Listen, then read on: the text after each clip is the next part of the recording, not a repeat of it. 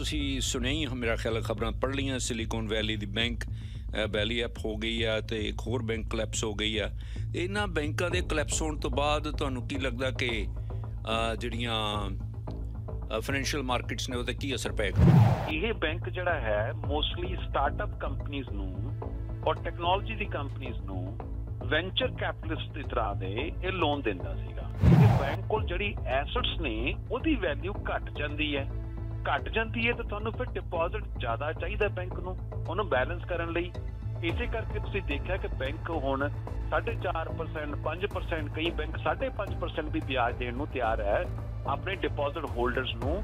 ਤੇ ਇਸ ਤਰ੍ਹਾਂ ਇਹ ਬੈਂਕ ਜਿਹੜਾ ਹੈ ਮੁਨਾਫਾ ਨਹੀਂ ਕਮਾ ਪਾਏਗਾ। ਹੁਣ ਜਿਹੜੀ ਤੁਸੀਂ ਕੈਨੇਡਾ ਦੀ ਖੂਬ ਗੱਲ ਕੀਤੀ, ਕੈਨੇਡੀਅਨ ਲੋਕ ਅਸੀਂ ਲੋਕ ਚਿੰਤਤ ਹਾਂ ਕਿ ਅਮਰੀਕਾ ਦਾ ਅਸਰ ਕਿਤੇ ਕੈਨੇਡਾ ਦੀ ਕਿਸੇ ਬੈਂਕ ਤੇ ਪਰਛਾਵਾਂ ਨਾ ਪੈ ਜਾਏ।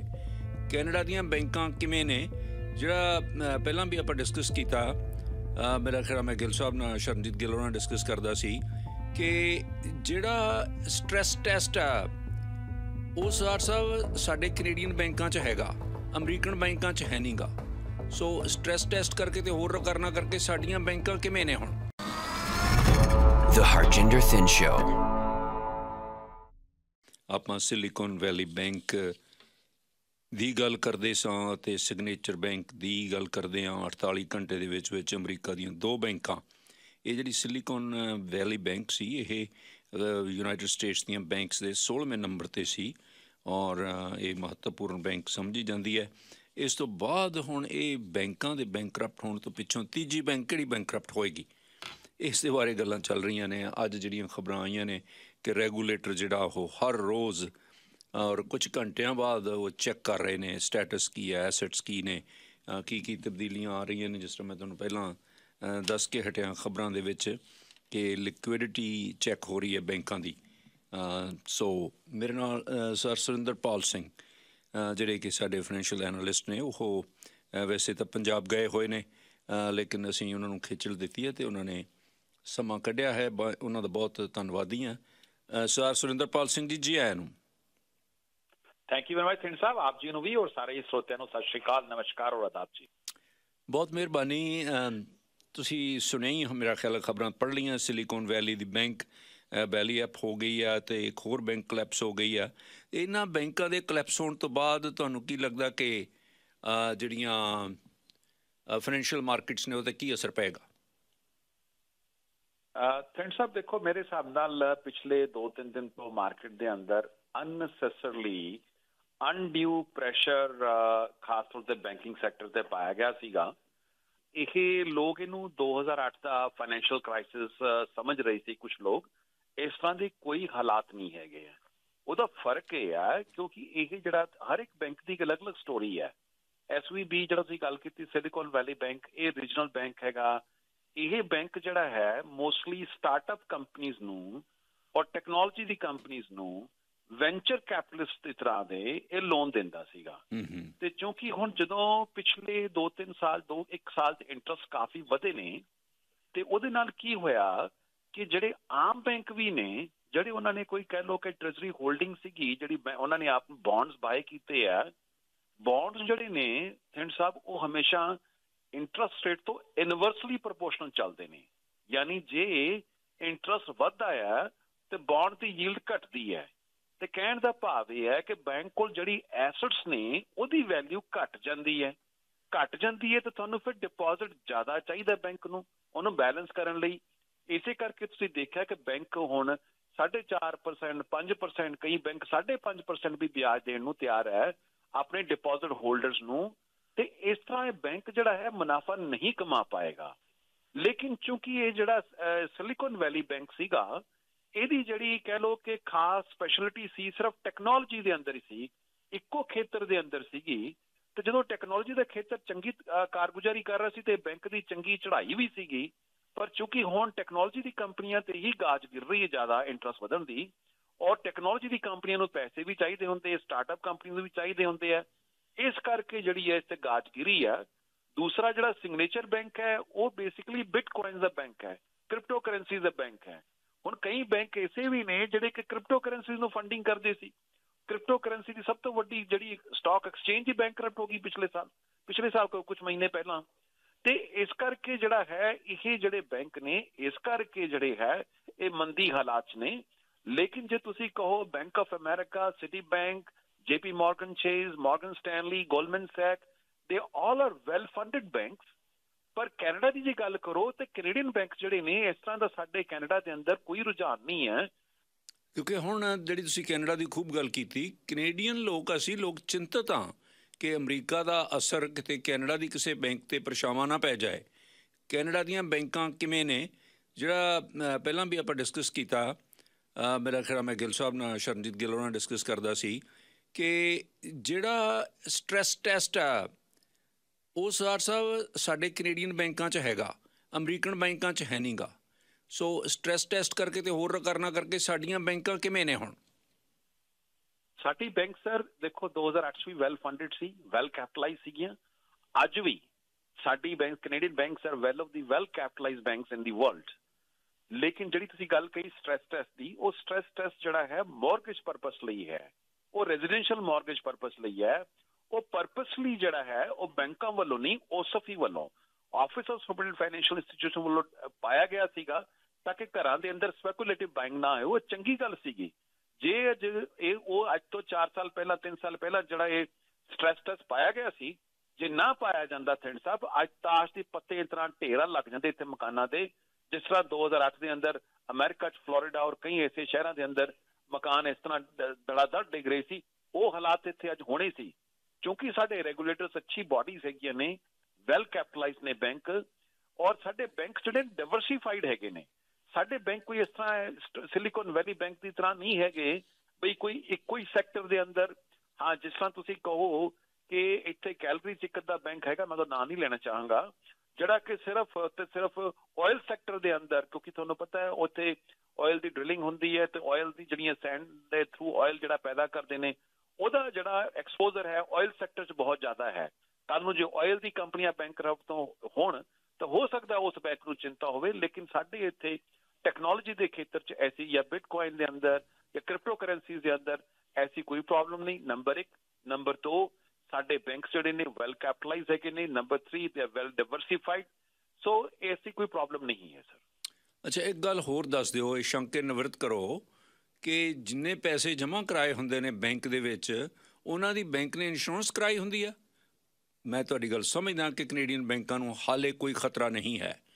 ਖੁਦਾ ਨਾ ਖਾਸਤਾ ਜੇ ਕਦੇ ਕੋਈ ਬੈਂਕ ਬੈਂਕਰਪਟ ਹੁੰਦੀ ਹੈ ਜਾਂ ਬੈਂਕਾਂ ਬੰਦ ਹੋ ਜਾਂਦੀਆਂ ਨੇ, ਕਲੈਪਸ ਹੋ ਜਾਂਦੀਆਂ ਨੇ, ਲੁੜਕ ਜਾਂਦੀਆਂ ਨੇ, ਤਾਂ ਜਿਹੜੇ ਪੈਸੇ ਜਮ੍ਹਾਂ ਕਰਾਏ ਹੋਏ ਨੇ ਉਹਦੀ ਇੰਸ਼ੋਰੈਂਸ ਹੁੰਦੀ ਹੈ ਕੋਈ?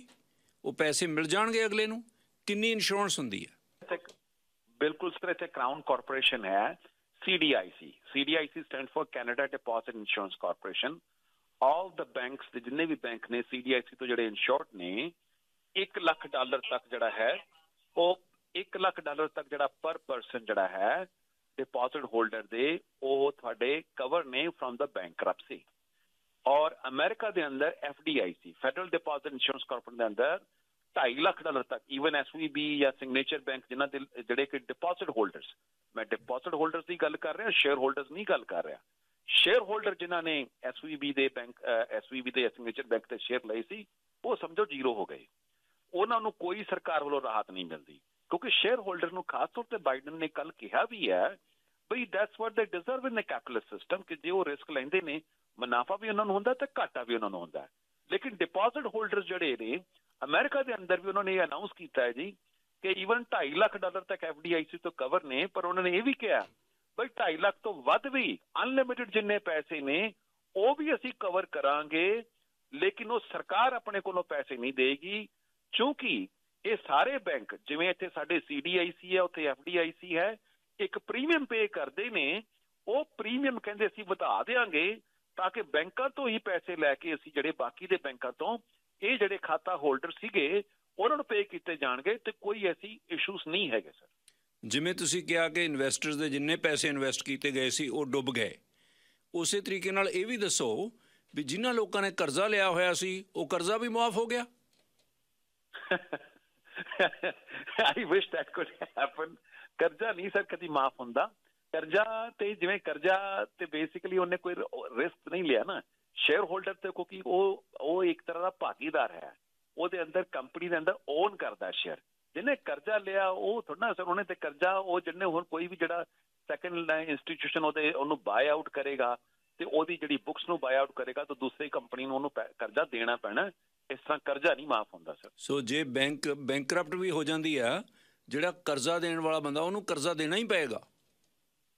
ਬਿਲਕੁਲ ਸਰ। ਤੁਸੀਂ ਜੇ ਗੱਲ ਸੁਣੋ, ਮੰਨ ਲਓ ਮੇਰੀ ਕੋਈ ਆਪਣੀ ਬੈਂਕ ਹੈ, ਸਿੰਘ ਬੈਂਕ ਹੈ, ਤੇ ਇੱਕ ਸਿੰਘ ਬੈਂਕ ਮੰਨ ਲਓ ਜੇ ਕੱਲ ਨੂੰ ਬੈਂਕਰਪਟ ਹੋ ਜਾਂਦਾ ਹੈ ਕੋਈ, ਤੁਸੀਂ ਹੁਣ ਥਿੰਡ ਬੈਂਕ ਬਾਏ ਕਰਦਾ ਉਹਨੂੰ, ਤਾਂ ਥਿੰਡ bank will take all the liabilities also or all the assets of the Singh Bank also। तो कल ਨੂੰ ਜਿਹੜਾ ਦੂਸਰਾ ਬੈਂਕ ਉਹਦੀ ਬਾਏ ਕਰੂਗਾ ਜਾਂ ਟੇਕ ਓਵਰ ਕਰੇਗਾ, ਉਹਦੀ ਲਾਇਬਿਲਿਟੀਜ਼ ਨੂੰ ਔਰ ਐਸੈਟਸ ਨੂੰ ਉਹ ਟੇਕ ਓਵਰ ਕਰੇਗਾ ਔਰ ਉਹ ਉਸ ਤਰ੍ਹਾਂ ਹੀ ਸਟੈਂਡ ਸਟਿਲ ਰਹਿਣਗੀਆਂ ਸਰ। ਲੇਕਿਨ ਕੋਈ ਮੇਰੇ ਭਾਗੀਦਾਰ ਸੀ, ਮੇਰੇ ਬੈਂਕ ਦੇ ਅੰਦਰ ਭਾਗੀਦਾਰ ਸੀ, ਸ਼ੇਅਰ ਹੋਲਡਰ ਜਿਹਨਾਂ ਮੇਰੇ ਨਾਲ ਮੇਰੀ ਕੰਪਨੀ 'ਚ ਇਨਵੈਸਟਮੈਂਟ ਕੀਤੇ ਹੋਏ ਸੀ, ਉਹਨਾਂ ਦੇ ਪੈਸੇ ਜ਼ੀਰੋ ਹੋ ਜਾਣਗੇ।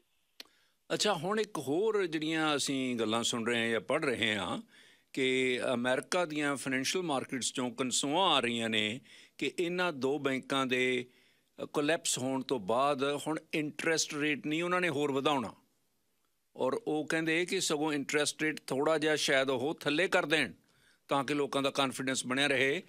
ਇਸ ਦੇ ਵਿੱਚ ਕੋਈ ਹਕੀਕਤ ਹੈ? ਬਿਲਕੁਲ ਸਰ, ਇਹ ਤੁਸੀਂ ਬੜਾ ਸਹੀ ਢੁਕਵਾਂ ਪੁਆਇੰਟ ਚੱਕਿਆ। ਦੇਖੋ ਪਹਿਲਾਂ ਕੀ ਸੀਗਾ ਕਿ ਪਿਛਲੇ ਇੱਕ ਹਫ਼ਤੇ ਪਹਿਲਾਂ ਅਮਰੀਕਾ ਦੀ ਜਿਸ ਹਿਸਾਬ ਨਾਲ ਇਨਫਲੇਸ਼ਨ ਔਰ ਇੰਪਲੋਇਮੈਂਟ ਨੰਬਰ ਆ ਰਹੀ ਸੀ ਤੇ ਆਲਮੋਸਟ 90% ਲੱਗਦਾ ਸੀ ਕਿ ਅਗਲੇ ਹਫ਼ਤੇ ਜਿਹੜੀ ਫੈਡਰਲ ਰਿਜ਼ਰਵ ਦੀ ਮੀਟਿੰਗ ਹੈ ਉਹ 'ਚ 50 ਬੇਸਿਸ ਪੁਆਇੰਟ ਵਧਾਉਣਗੇ। ਬੈਂਕਾਂ ਦਾ ਇਹ ਫੈਡਰਲ ਰਿਜ਼ਰਵ ਦਾ ਇੰਟਰਸਟ ਵਧਾਉਣਾ ਵੀ ਇਹ ਬੈਂਕਾਂ ਲਈ ਇੱਕ ਸਿਰਦਰਦੀ ਹੈ, ਕਿਉਂਕਿ ਜਿਵੇਂ ਤੁਹਾਨੂੰ ਦੱਸਿਆ ਵੀ ਉਹਨਾਂ ਦੀ ਐਸੈਟ ਵੈਲਿਊ ਜਿਹੜੀ ਹੈ ਟ੍ਰੈਜ਼ਰੀਜ਼ ਦੀ, ਬੌਂਡਸ ਦੀ ਘਟ ਜਾਂਦੀ ਹੈ, ਇਸ ਕਰਕੇ ਉਹਨੂੰ ਰਿਜ਼ਰਵ ਜ਼ਿਆਦਾ ਚਾਹੀਦੇ ਹੁੰਦੇ ਨੇ। ਤੇ ਹੁਣ ਇਹ ਲੱਗਦਾ ਹੈ ਜੀ ਕਿ ਆਉਣ ਵਾਲੇ ਅਗਲੀ ਮੀਟਿੰਗ ਦੇ ਅੰਦਰ 80 to 90% ਚਾਂਸਸ ਹੈਗੇ ਨੇ ਕਿ 25 ਬੇਸਿਸ ਪੁਆਇੰਟ ਵਧੇਗਾ, ਕਿਉਂਕਿ ਜੇ ਇਸ ਤਰ੍ਹਾਂ ਫੈਡ ਰਿਜ਼ਰਵ ਸਾਈਡ ਤੇ ਖੜ ਜਾਵੇ ਤੇ ਇਹਦੇ ਨਾਲ ਕੀ ਹੈ ਜੀ ਕਿ ਅਮਰੀਕਨ ਇਕਨੋਮੀ ਨੂੰ, ਅਮਰੀਕਨ ਦੀ ਜਿਹੜੀ ਟਰਾਂਸਪੇਰੈਂਸੀ ਹੈ ਜਾਂ ਜਿਹੜੀ ਉਹਨਾਂ ਦੀ ਇੱਕ ਲੜਾਈ ਹੈ ਕਿ ਇਨਫਲੇਸ਼ਨ ਨੂੰ ਥੱਲੇ ਲੈ ਕੇ ਆਉਣਾ, ਉਹਦੇ ਅੰਦਰ ਬਹੁਤ ਜ਼ਿਆਦਾ ਉਹ ਨੁਕਸਾਨ ਹੋਏਗਾ ਤੇ ਦੇ cannot afford this thing. But ਇਹ ਲੱਗਦਾ ਜੀ 80 to 90% ਚਾਂਸ ਨੇ ਕਿ ਅਗਲੀ ਮੀਟਿੰਗ ਜਿਹੜੀ ਹੋਣੀ ਹੈ ਅਗਲੇ ਹਫ਼ਤੇ ਹੀ ਹੋਣੀ ਹੈ ਤੇ ਉਹਦੇ ਅੰਦਰ 25 ਬੇਸਿਸ ਪੁਆਇੰਟ ਇੰਟਰਸਟ ਵਧੇਗਾ।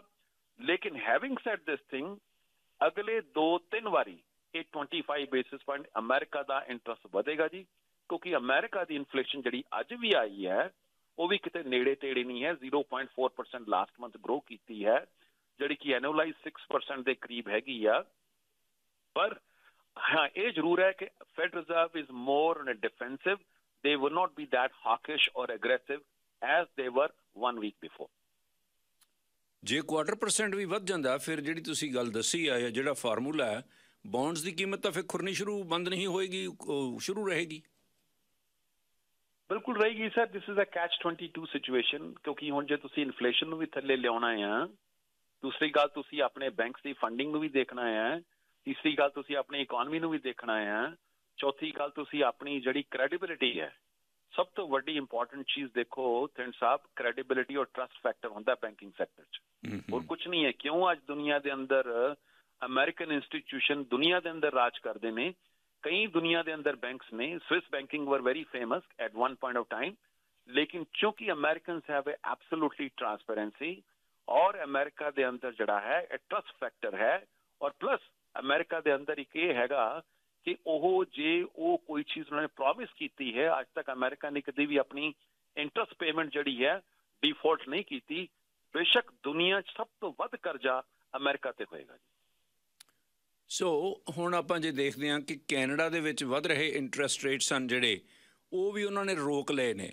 ਹੁਣ ਇਸ ਰੌਸ਼ਨੀ ਦੇ ਵਿੱਚ ਕਿ ਯੂਨਾਈਟਿਡ ਸਟੇਟਸ ਦੀਆਂ ਦੋ ਬੈਂਕਾਂ ਕਲੈਪਸ ਹੋ ਗਈਆਂ ਨੇ, ਸੋ ਇੰਟਰਸਟ ਰੇਟ ਫਿਰ ਇੱਥੇ ਵੀ ਨਹੀਂ ਵਧਣੇ। ਹੁਣ ਇੱਥੇ ਤਾਂ ਜਸਟ ਸਾਡੇ ਜੀ ਬੈਂਕ ਆਫ ਕੈਨੇਡਾ ਦੇ ਗਵਰਨਰ ਜਨਵਰੀ 'ਚ ਹੀ ਕਹਿ ਚੁੱਕੇ ਸੀ he will sit on a side line, he will put a pause. ਹਾਲਾਂਕਿ ਉਹਨਾਂ ਨੇ ਨਹੀਂ ਕਿਹਾ ਸੀ he will put a full stop, ਲੇਕਿਨ we are moving in the right direction. ਔਰ ਸਾਡੇ ਇੱਥੇ ਕੋਈ ਇੰਨੀ ਜ਼ਿਆਦਾ ਪ੍ਰੋਬਲਮ ਇਨਫਲੇਸ਼ਨ ਦੀ ਉਸ ਹਿਸਾਬ ਨਾਲ ਅਮਰੀਕਾ ਦੇ ਹਿਸਾਬ ਨਾਲ ਨਹੀਂ ਹੈਗੀ ਹੈ। ਔਰ ਤੀਸਰੀ ਗੱਲ ਜਿਹੜੀ ਹੈ ਕਿ ਕੈਨੇਡੀਅਨ ਬੈਂਕਸ ਦਾ ਵੀ ਦੇਖੋ, ਕੈਨੇਡੀਅਨ ਬੈਂਕਸ ਦੀ ਗੱਲ ਕਰੋ, ਕੁਝ ਬੈਂਕਾਂ ਦਾ US ਦੇ ਅੰਦਰ ਐਕਸਪੋਜ਼ਰ ਬਹੁਤ ਜ਼ਿਆਦਾ ਹੈ, ਖਾਸ ਤੌਰ ਤੇ TD ਬੈਂਕ ਦਾ। TD ਬੈਂਕ ਕੋਲ ਇੱਕ ਉੱਥੋਂ ਦਾ ਅਮਰੀਕਾ ਦੀ ਜਿਹੜੀ ਹੈ ਬ੍ਰੋਕਰੇਜ ਕੰਪਨੀ ਹੈ ਚਾਰਲਸ ਚਾਰਲਸ ਸ਼ਵਾਬ ਦਾ ਸ਼ੇਅਰ ਕੱਲ 1500 ਤੋਂ 20% ਡਿੱਗਿਆ ਆ। ਉਹਦੇ ਅੰਦਰ 10% ਸ਼ੇਅਰ TD ਬੈਂਕ ਦਾ ਹੈ, ਰਾਇਲ ਬੈਂਕ ਦੀ ਕਾਫੀ ਹੱਦ ਤੱਕ US ਬੈਂਕਿੰਗ ਇੰਡਸਟਰੀ ਦੇ ਅੰਦਰ ਸ਼ੇਅਰ ਹੈਗਾ, ਬੈਂਕ ਆਫ ਮੌਂਟਰੀਅਲ ਦਾ ਹੈਗਾ ਆ। ਜਿਹੜੇ ਕੈਨੇਡੀਅਨ ਬੈਂਕਾਂ ਦਾ ਅਮਰੀਕਾ ਦਾ ਅੰਦਰ ਐਕਸਪੋਜ਼ਰ ਜ਼ਿਆਦਾ ਹੈ, ਉਹਨਾਂ ਦੇ ਜਿਹੜਾ ਤੁਸੀਂ ਕਹਿ ਸਕਦੇ ਆ ਫਰਕ ਪਏਗਾ। ਲੇਕਿਨ ਕੈਨੇਡੀਅਨ ਬੈਂਕਸ ਜੇ ਵਿਦਿਨ ਕੈਨੇਡਾ ਦੇ ਆਰ ਵੈਲ ਕੈਪੀਟਲਾਈਜ਼ਡ। ਸੋ ਕੀ ਅਸੀਂ ਇਹ ਸਮਝੀਏ ਵੀ ਹੁਣ ਇਸ ਐਪੀਸੋਡ ਤੋਂ ਬਾਅਦ ਕੈਨੇਡਾ ਦੇ ਵਿੱਚ ਸਗੋਂ ਇੰਟਰਸਟ ਰੇਟ ਘਟ ਜਾਏਗਾ ਥੋੜਾ ਬਹੁਤ?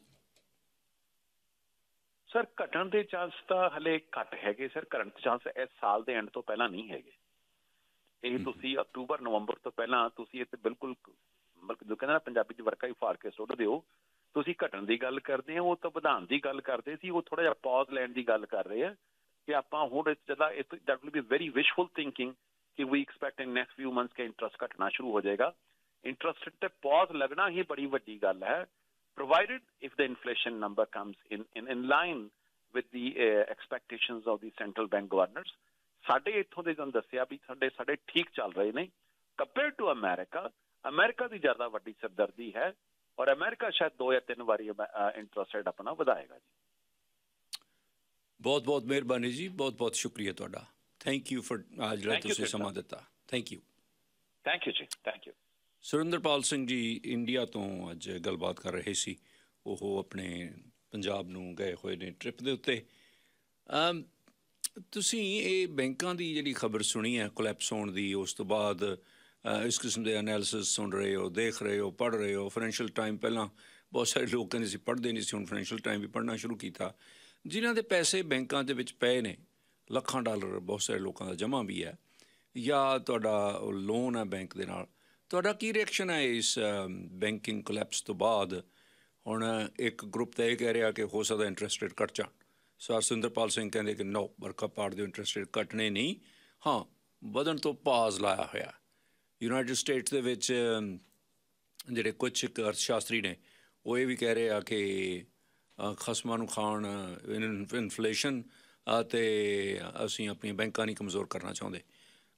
ਸੋ ਬਿਨਾਂ ਪਰਵਾਹ ਕਰੇ ਤੋਂ ਇਹ ਵੀ ਇੱਕ ਗੱਲ ਤਸਲੀਮ ਕਰਦੇ ਨੇ ਸਰ ਸੁਰਿੰਦਰਪਾਲ ਸਿੰਘ ਜੀ ਵੀ ਜਿਹੜਾ ਇੰਟਰਸਟ ਰੇਟ 50 ਬੇਸਿਸ ਪੁਆਇੰਟ ਵਧਣਾ ਸੀ ਉਹ ਹੋ ਸਕਦਾ ਹੁਣ 25 ਵਧੇ। ਕੁਛ ਲੋਕ ਕਹਿੰਦੇ ਕਿ ਹੋ ਸਕਦਾ ਵਧੇ ਹੀ ਨਾ, ਕੁਛ ਲੋਕ ਇਹ ਵੀ ਕਹਿੰਦੇ ਕਿ ਹੋ ਸਕਦਾ ਘਟੇ ਹੀ।